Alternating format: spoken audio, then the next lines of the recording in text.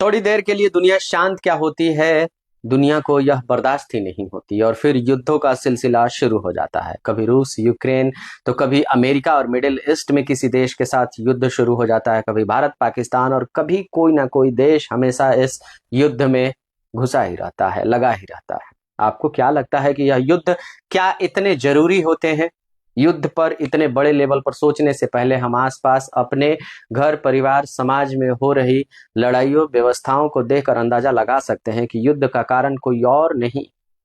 हमारे छोटे मोटे फायदे, हमारे छोटे मोटे अहंकार और हमारे छोटे मोटे इज्जत की बात करने वाली जो सोच है कि हमारी इज्जत चली जाएगी, हम कैसे ना लड़ाई करें, कैसे ना एक दूसरे की जान के दुश्मन बन जाए।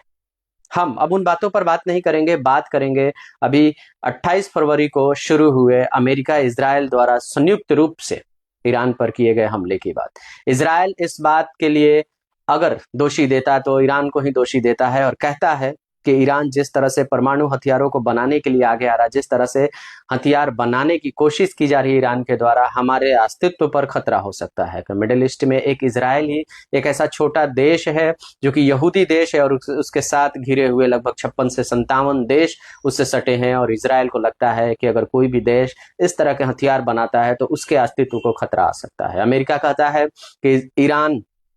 इमिनेंट थ्रेट है, यानी संभावित थ्रेट्स में उसे गिनता है कि उससे खतरा है ईरान से। ईरान में कट्टरपंथी जो वहां विचारधारा के लोग शासन में बैठे हैं उनसे अमेरिका को खतरा है, और यह बहाना देकर अमेरिका और इजराइल ने ईरान पर हमला तो बोल दिया है। अब ईरान इसके जवाब में